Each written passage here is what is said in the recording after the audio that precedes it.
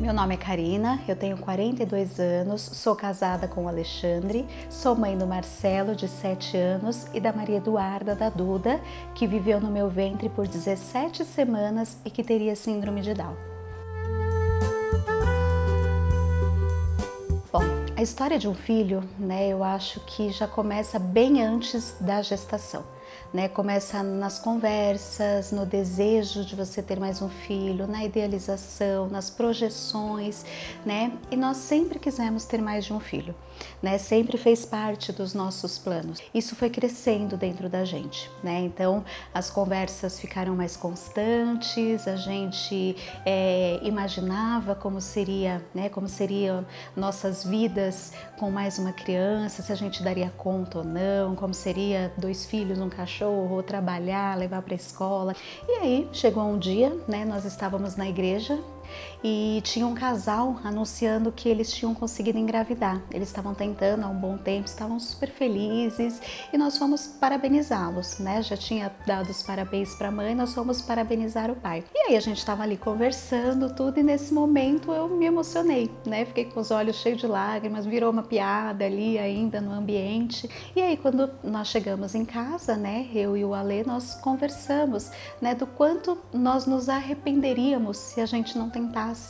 E aí, naquele dia, nós decidimos que nós tentaríamos ter mais um filho, E o nosso medo agora, nesse momento, era a questão da idade, Então a gente ficava preocupada, eu já estava com 41, eu já estava com 41 anos, estávamos mais preocupados com a questão da idade e aí nós falamos, tá, mas vamos tentar até quando, Como que nós vamos saber qual é o limite de tentar ou de insistir numa coisa que não é para ser?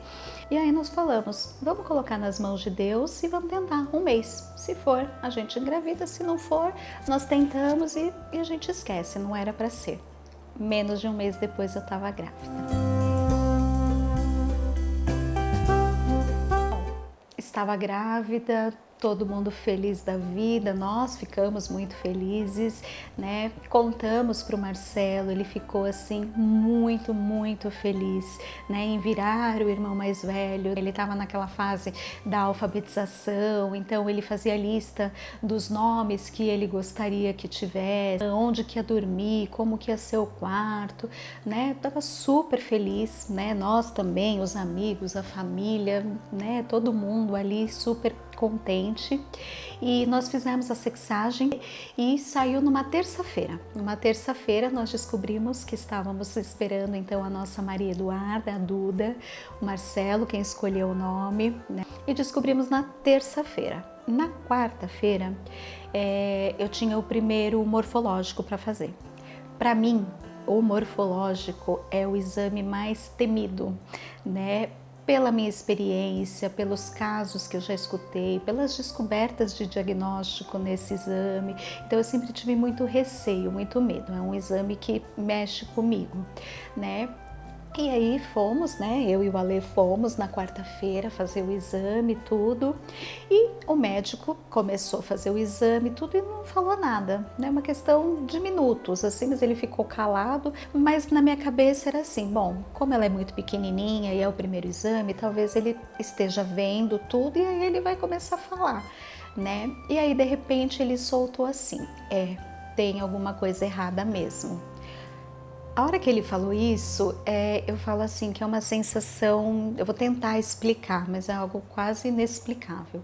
Você pensa em 1 milhão de coisas ao mesmo tempo, mas você não consegue pensar em nada. Então assim, a cabeça vai para muitas informações, O tempo parece que está em câmera lenta, um gelado por dentro, E aquela coisa do que, Você vai processando aquilo aos pouquinhos, E aí, ficamos ali assustados e aí ele falou, olha, tem um higroma cístico, nunca eu tinha ouvido falar, não sabia o que era isso, e a translucência nucal está aumentada.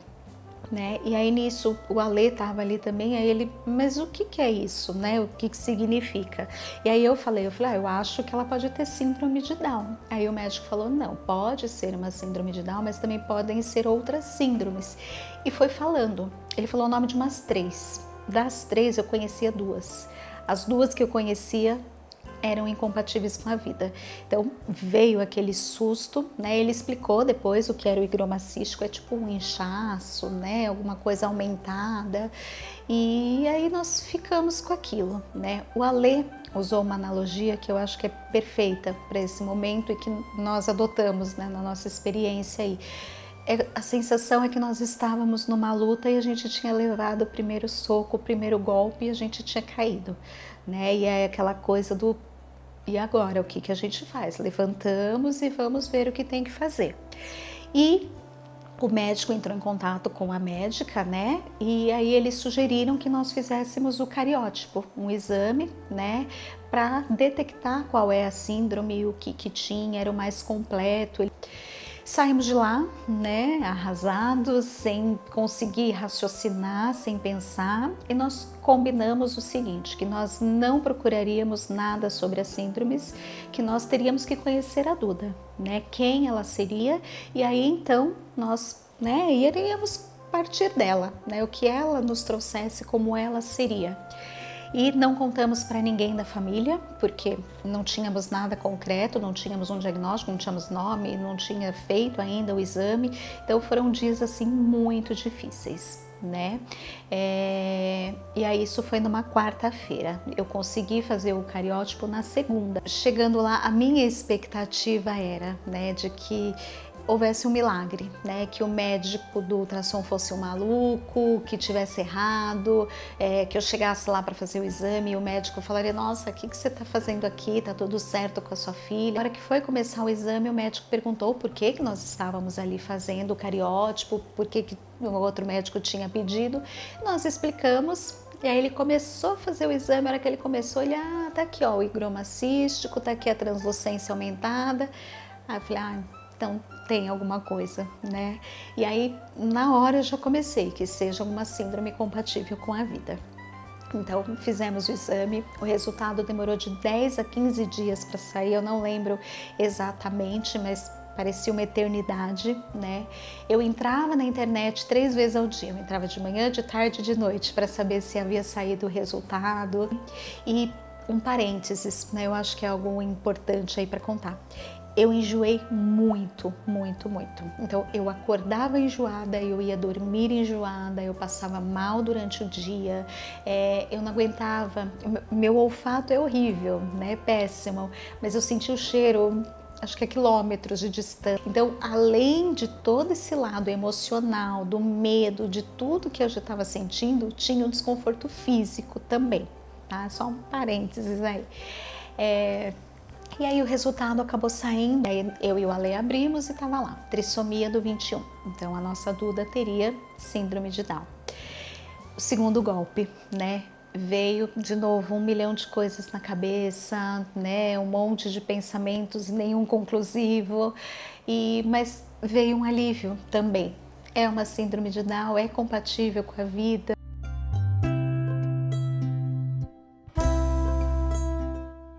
Descobrimos então o diagnóstico, né?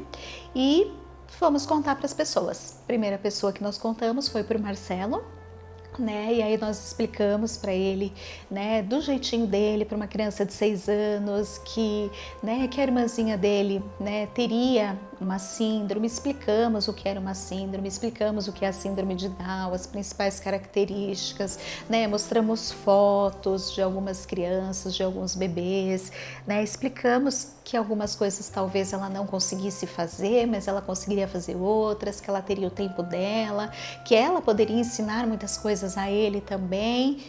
E ele tirou de letra, né? Ele entendeu, ele falava depois para as pessoas que a irmã dele ia ter uma deficiência, ele não lembrava às vezes o nome, foi elaborando, né? Ele perguntava, nós respondíamos, falávamos sobre o assunto e aí fomos também contar para a família, contar para os amigos. Mas uma coisa que eu acho muito curiosa, né?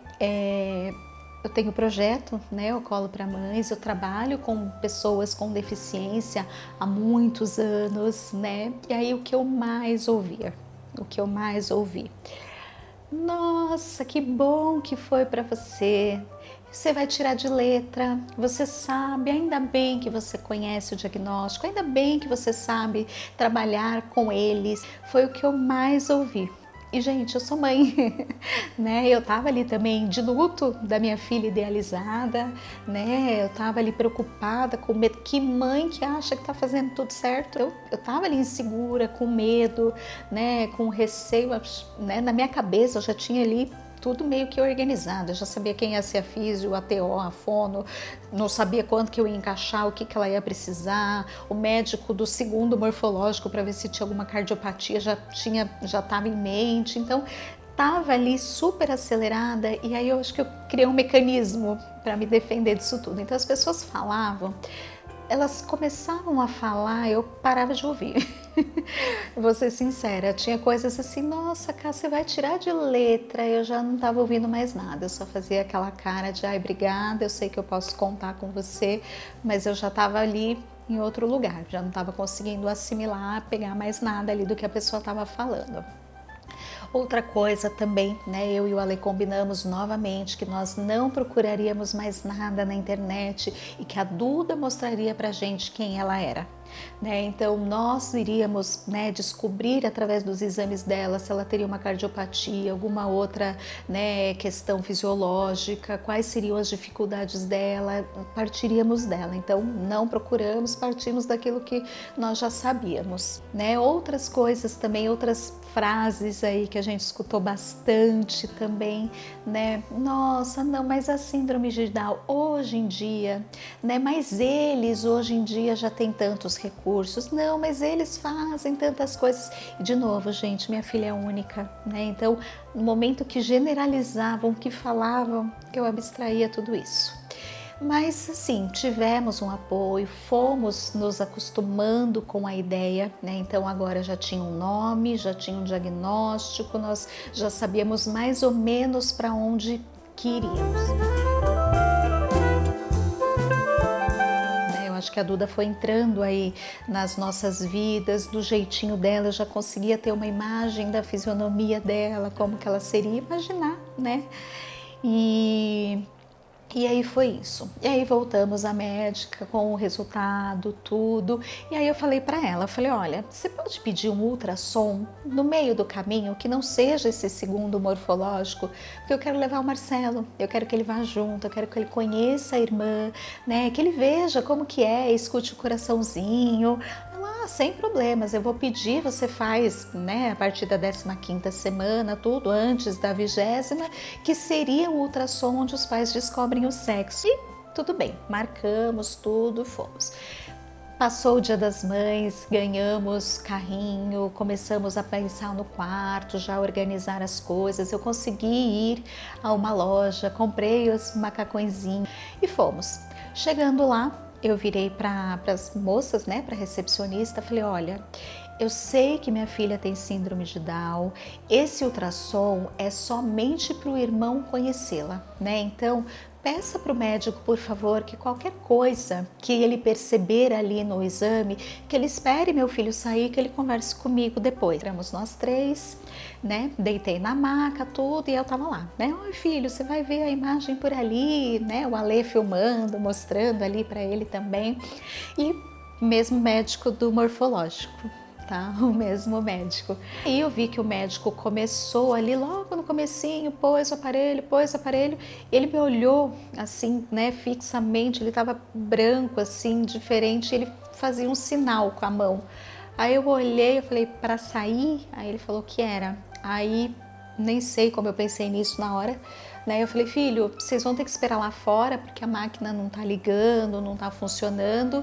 E aí o Alê já percebeu que tinha alguma coisa errada também, saiu ali, né, transtornado também, levou o Marcelo para fora. E aí eu perguntei pro médico, eu falei, não tem batimentos? Ele falou, não tem batimentos. E ali o meu terceiro golpe, o grande receio, o medo maior que eu tinha, né, da minha Duda não sobreviver, de alguma coisa acontecer, tinha se concretizado. E de novo, né, 1 milhão de coisas na cabeça, mas eu só pensava assim, como que eu vou dar essa notícia para o Marcelo? Como que ele não vai ver a irmã? Como que ele não vai ouvir o coraçãozinho da irmã se ele veio aqui para isso? Como que eu explico para uma criança de 6 anos isso que aconteceu? Né? E era a única coisa que eu pensava ali naquele momento. E aí o médico, né, ele falou, bom, ele entende, né, o que ele entende sobre a morte, sobre tudo isso. Ele falou, começa, né, falando que o gato subiu no telhado, ele usou essa expressão, né? Ele falou, fala que o coraçãozinho tá fraquinho e que você precisa fazer um outro exame. Eu falei, tá bom. Aí nisso, né, saí, o Ale já tinha entendido tudo, né? E foi o que a gente falou para o Marcelo, né? Que precisaria fazer novos exames e realmente eu teria que ficar ali para terminar o exame, para fazer laudo, para falar com a médica, tudo isso. E o Ale levou ele para a escola naquele momento e nisso eu fiquei ali resolvendo, né? O médico foi super atencioso, super bonzinho, não sabia o que falar. Minha médica ligou naquele momento mesmo, né, para conversar comigo. Então, fui super acolhida ali naquele momento. E aí, nós saímos de lá, nisso a Ale voltou, né? E aí nós já fomos pegar o Marcelo de novo na escola, né? E fomos dar a notícia para ele. E aí nós demos na porta da escola, dentro do carro, nós 3. E aí ali, né, nós explicamos que o coraçãozinho dela estava muito fraquinho e que não tinha resistido, que o coração tinha parado, né, e que quando o coração para, que significa que a pessoa morreu, né, e que ela estava com o Papai do Céu, que não tinha melhor lugar para ela estar, que ele estaria, né, que ele já estava cuidando dela, que ali no céu ela não teria nenhum sofrimento, não precisaria de nenhum tratamento, de nada. E foi o nosso momento ali, né, mais difícil. E ele entendeu, ele chorou, ele questionou se ele continuaria sendo o irmão mais velho, né? E nós pontuamos para ele que ele sempre seria, que nós sempre teríamos 2 filhos, que ele é o irmão mais velho e que nós temos, né, que ele tem uma irmã que vive no céu, e que um dia todos nós nos encontraremos lá. E foi isso. Chegamos lá no hospital, né, e precisa induzir um parto normal, né? Então ela já estava de 4 meses indo para o 5º mês de gravidez, então ela já estava ali formadinha, né, precisa fazer um parto, precisa induzir. E aí vem toda a explicação, né, de não fazer cesárea, para que não fique uma cicatriz no corpo, porque a recuperação é melhor, né? Só que essa indução pode durar até de 24 a 36 horas, né? Então nós fizemos o exame no dia 18, dia 20, que foi quando, né, ocorreu o parto. Está fragilizada emocionalmente naquele momento.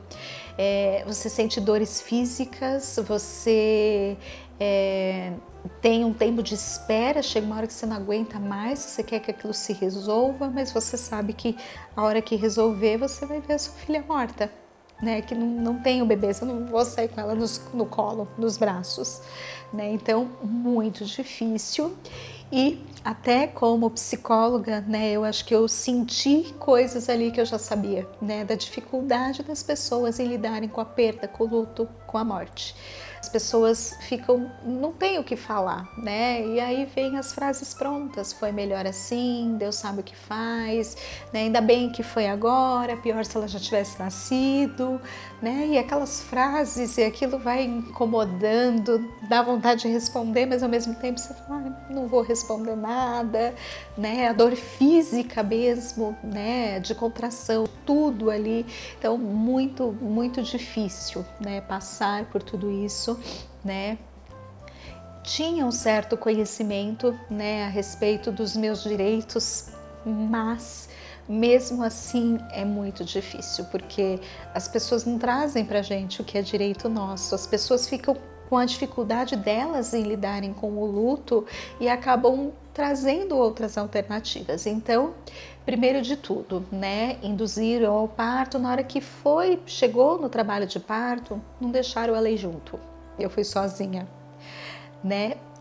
Tudo bem, ele pode não querer ir, mas é uma escolha nossa, não uma coisa ali imposta. E eu tava, né, eu queria ver a Duda, eu queria pegá-la no colo, né, não sabia qual seria a minha reação, se eu ia conseguir ou não, mas era um desejo meu, né? E quando aconteceu, né, quando teve ali o parto, eu pedi para a médica, eu falei, eu quero segurar e eu quero olhar. né? Não foi oferecido para mim se eu queria fazer isso. E assim, né, o maior, talvez o único arrependimento que eu tenha nisso tudo, eu não consegui tirar uma foto. E para mim isso hoje em dia é muito importante. Só que assim, não deixaram eu entrar com o celular, não me perguntaram se eu queria ter uma recordação dela, alguma coisa, né? E nesse momento de fragilidade emocional, você não consegue se impor, você não consegue pensar, né? Você não consegue colocar ali, exigir os seus direitos, né? Então eu não tenho a foto e eu me arrependo de não ter tido, mas ao mesmo tempo eu consigo dar esse colo para mim de que não era o momento, eu não conseguiria naquele, né, sem ajuda de ninguém ali, né? Mas eu segurei a Duda no colo, eu olhei, eu conversei com ela, né? Eu pude concretizar a existência da minha filha naquele momento. E para o meu luto, isso fez muito bem.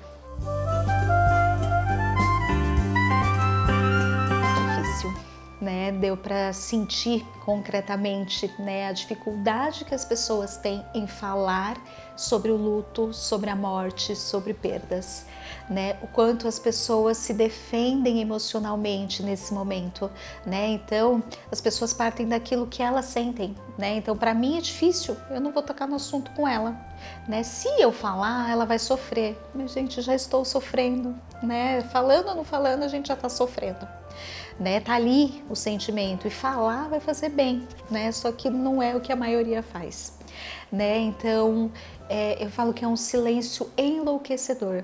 Você quer falar sobre a perda, você quer falar sobre o que você viveu, você quer contar, né? Você quer pôr para fora e as pessoas não têm essa escuta, não tem, né? Então, oi, cá, tudo bem? Ah, tudo. Não terminava, a pessoa já emendava um outro assunto, um assunto alegre, um assunto feliz, vamos falar de outras coisas, né? Vamos mudar de assunto, né? Eu acho que algumas pessoas né, eu brinco que se falasse, a Maria Eduarda, uma bebezinha chama Maria Eduarda, acho que a pessoa sai correndo para não ter que olhar para minha cara, para a gente poder conversar sobre o assunto, né? Então, muito difícil isso, né? É um silêncio, é uma falta de, eu vou usar esse termo, né? Eu acho que é uma falta de empatia, né? Porque naquele momento quem está precisando é o outro. Então eu tenho que olhar, né? Não o que eu tenho, como eu vivo aquela situação, mas como aquela pessoa está vivendo, o que aquela pessoa está precisando no momento.